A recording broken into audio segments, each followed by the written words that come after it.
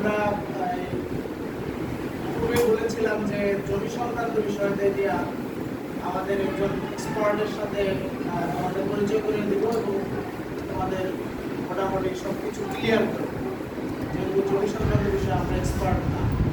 আর সেজন্য আমাদের আজকের এই ক্লাসটার নাম হচ্ছে মিট দ্য এক্সপার্ট। ক্লাসের নামই মিট দ্য এক্সপার্ট। তো আজকে যিনি কথা বলবেন জজকোর্টের সিনিয়র অ্যাডভোকেট জনাব লিয়াকত আলী শিকদার এবং আরেকজন আছেন আমাদের সিনিয়র অ্যাডভোকেট জনাব তহিদুল আলম চৌধুরী। তো আমরা প্রথমে হচ্ছে জমি সংক্রান্ত বিষয় নিয়ে একটু আলাপ আলোচনা করবেন, মোটামুটি করার পরে তারপরে যদি তোমাদের কোনো কোশ্চেন থাকে তারপরে সবাই কোশ্চেন করবে। কেমন? এই হচ্ছে সবাইকে ধন্যবাদ। সবাই কোশ্চেন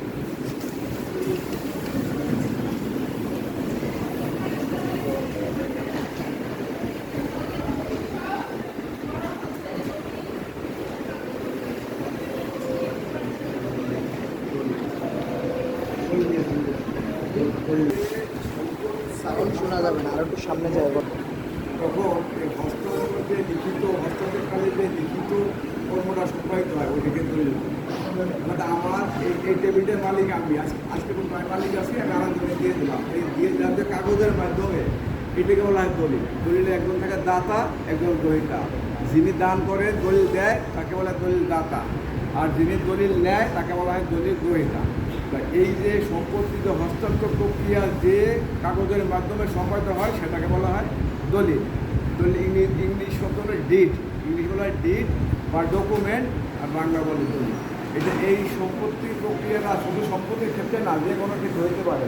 যেমন স্থাবর সম্পত্তি, জমা জমিকে বলা হয় স্থাবর সম্পত্তি, যা নড়াচড়া করতে পারে না, স্থির থাকে, এটাকে বলা হয় স্থাবর সম্পত্তি। জমি, এই জমিটা যখন হস্তান্তর হয় এক মালিক থেকে আর এক মালিকের নিকট, তখন যে হস্তান্তরকালে যে কাগজের প্রক্রিয়া বা সম্পাদন হয় ওটাকে বলা হয় দলিল। আর এই স্থাবর সম্পত্তি ছাড়াও অন্যান্য সম্পত্তির ক্ষেত্রেও অস্থাবর, যেটা নড়াচড়া করে, যেমন টাকা পয়সা, তারপরে অন্যান্য জিনিস, এগুলো ট্রান্সফার করা যায়, এটাও দলিলের মাধ্যমে করা যায়।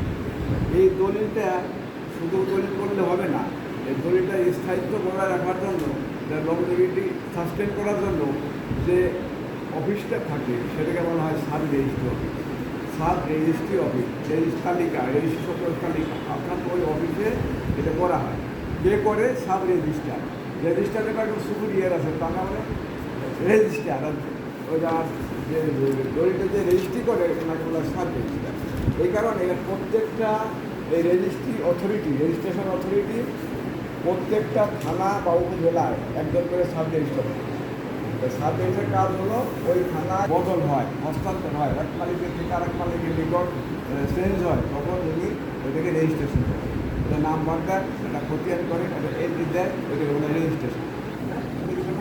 এই রেজিস্ট্রেশন করা হয় কাজটার মধ্যে বার করা হয়। আমার এলাকাটাকে পাঁচটা নাম দিলাম, একটা নাম দিলাম, একটা নাম এলাকার নাম কালীপাড়া, সকালপাড়া, আগাগা, তারপরে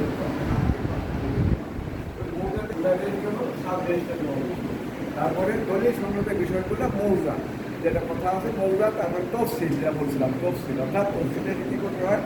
দলিলের বর্ণনা, যেমন এই মৌজা নাম্বার, খতিয়ান নাম্বার, তারপরে দাগ নাম্বার, তারপরে পরিমাণ, এটাকে বলা হয় তফসিল।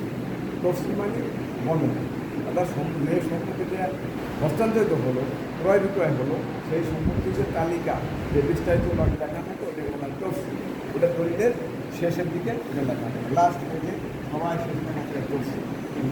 আচ্ছা, আর চৌহদ্দি একটা কথা আছে, চৌহদ্দি বাংলা ইংলিশে বলা হয় ডিমার্কেশন, বাংলা বলা চৌহদ্দি। সিলেক্টরি হলো সরকার, তখন দেখো যে যখন স্পটে যায়, সরেজমিনে স্পটে গেল, তখন যে যেখানে মালিকানা আসে, দখল আসে, তখন ওই লিখে দিল যে এই দাগের মালিক অমুক, এই বেঞ্চের মালিক মিস্টার অমুক, বইটার মালিক মিস্টার অমুক। সরেজমিনে তাকে পাইছে, তাৎক্ষণিকভাবে সরেজমিনে রাতে স্থানে উল্লেখ করে দিল। আবার দলিল করে দিতে হবে, তখন সেটা কোন এই সরকারে আসছে, বাংলার গভর্নমেন্টে। আমরা এর আগে আমরা দলিল পেলাম তিনটা, সিএস, এসএ এবং RS, cadastral survey, state acquisition, revisional survey. এখানে আমরা পড়েছিলাম মানে কয়েকটা শব্দ আমি বুঝতে পারিনি এখানে, যেরকম জুডিশিয়াল স্ট্যাম্প, এই জিনিসটা আমি বুঝতে পারিনি, আর খানাপুরি বুঝারত তস্তি, এই তিনটা জিনিস। Thank you.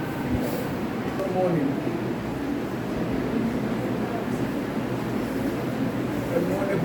এটাকে আমি নকশা করলাম, এটাকে আমি নকশা করলাম, নকশা আনলাম।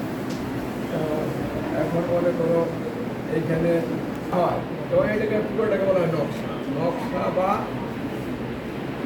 এটা বলা হয় নকশা বা ম্যাপ। এটা হলো নকশা। হচ্ছে কোনো কারণে দলিলপত্রটা হারিয়ে ফেললাম, তখন সাব রেজিস্ট্রি অফিস থেকে আবার যখন পুনরায় দলিলটি নিব, সেক্ষেত্রে আমাদের কী কী তথ্য দেওয়া লাগবে? Thank you. আমার কোশ্চেন ছিল। আর যদি হচ্ছে আমরা দ্বিতীয়বার হারিয়ে ফেলি, সেক্ষেত্রে কি তৃতীয়বার আবারও কপি পাওয়া যাবে? হ্যাঁ, ঠিক আছে। তুমি তোমার শুক্রবার যতবার দরকার হয় ততবারই পাওয়া যাবে। করা হয় জমির চৌপতি মাপাসয় সীমানা নির্ধারণ শুরু কেন সবসময় উত্তর দিক থেকেই পরিমাপটা শুরু করা হয়?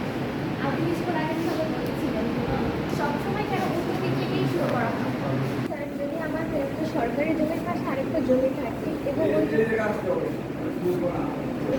এবং ওই জমিটার আশেপাশে আমি অনেক বছর ধরে যাই, যে কারণে ওখানে অন্য লোক হচ্ছে সে মালিকানা দাবি করতেছে ওই জায়গাটা, সেক্ষেত্রে আমি কী করবো? অনলাইনে জমি বলা হয়েছে যে অনলাইনে জমি খারিজ বা নামজারি করার সময় যেসব কাগজপত্র লাগবে, ওখানে একটা কাগজের নাম হচ্ছে কাছে ওয়ারিশ সনদ, এটা মানে অনলাইন কপি থেকে এটা সেই সম্পূর্ণ। এখন তো তাদেরকে অনলাইনে নামজারি করতে হলে এই জমি সংক্রান্ত কিছু কাগজপত্র সাবমিট। সময় জমি কিনতে গিয়ে প্রতারণার সম্মুখীন হই, তাহলে আপনার মতে আমরা একটা জমি কেনার সময় আমাদের কোন ক্ষেত্রে কী কী লক্ষ্য রাখা উচিত, আমাদের করণীয় কী কী একটা জমি কেনার সময়? ঠিক আছে, সে ঠিক আছে কি না এটা বুঝতে হলে নিজে যদি বুঝি, তুমি যদি নিজে বুঝো কি দেখবা, প্রক্রিয়া দেখবা, বর্ষা সিএস ওই বললাম সিএস, তারপরে এসে, তারপরে আরএস, তারপরে ডিআরএস, সিকুএস। এখানে বলা আছে যে 3 বছরের বেশি হচ্ছে খাজনা বকেয়া থাকলে হচ্ছে মামলা সহ জমি খাস হতে পারে। এখানে জমি খাস হতে পারে বলতে কি বোঝানো? অর্থাৎ দীর্ঘদিন খাজনা না দিলে, সরকারি পাওনা না দিলে, সরকারি ট্যাক্স না দিলে, সরকারকে বললাম না যে মূল মালিক হলো গভর্নমেন্ট হলে জমি করার পর যা করণীয়, সরকারি কমিশনার এর কার্যালয়ে নামজারি হলে নামজারি খতিয়ান এবং ডিসিআর সংগ্রহ করতে হবে। নামজারি খতিয়ান মূলে নতুন হোল্ডিংয়ে ভূমি উন্নয়ন কর পরিশোধ করে রসিদ দিতে হবে। এখানে নতুন হোল্ডিংয়ে মালিক বুঝিয়েছে নতুন যে মালিক হবে সে ভূমি উন্নয়ন কর দেবে নাকি কি বুঝিয়েছে? হোল্ডিং শব্দটা আবার আমি বুঝতে হবে। ঠিক আছে, তাহলে আজকে আমরা এখানে শেষ করছি। আমার মনে হয় আমরা এই মিট দ্য এক্সপার্ট আমাদের আজকে নিশ্চয়ই সফল হয়েছে। তোমরা অনেক কিছু জানতে পারছো, তাই না? সবাই একটু তাকে হাততালি দিয়ে অভিবাদন জানাও। আর আমাদের হচ্ছে ফুলের কার্যক্রমটা আসলে শুরুতেই করা উচিত ছিল, কিন্তু আসতে একটু লেট হয়ে যাওয়ায় আমরা আজকের অতিথি মহোদয়কে আমরা একটু ফুলের শুভেচ্ছা জানাতে চাই। প্রথমে হচ্ছে আমাদের যে আজকে প্রধান আলোচককে ফুল দিয়ে স্বাগত জানালো, তারপর হচ্ছে দ্বিতীয় আলোচককে ফুল দিয়ে স্বাগত জানাচ্ছে। তো অনেক ধন্যবাদ 9A সেকশন, অনেক চমৎকার আলোচনায় অংশ নিছে এবং আমার কাছে মনে হয় যে সবাই খুব শান্ত সুশৃঙ্খলভাবে একদম সাইলেন্ট মুডে সবাই আলোচনা শুনেছে এবং আলোচনা থেকে অনেক কিছু শিখছে এবং এর মধ্য দিয়ে অনেকে তোমাদের মধ্য থেকে অনেকে কোশ্চেন করছে, সেই কোশ্চেনের মধ্য দিয়েই অনেক অ্যান্সার চলে আসছে। আমাদের কাছে মনে হয় যে আমরা এই জমি সংক্রান্ত বিষয়গুলো নিয়ে ভবিষ্যতে আর প্রতারণার শিকার হব না, এটাই আমাদের আজকের শিক্ষা। এবং সবাইকে আবারও ধন্যবাদ জানিয়ে শেষ করছি। সবাই একটা করতালি দিয়ে বিষয়টা শেষ করে পাচ্ছি। ঠিক আছে, ধন্যবাদ সবাইকে। আচ্ছা, আল্লাহ হাফেজ।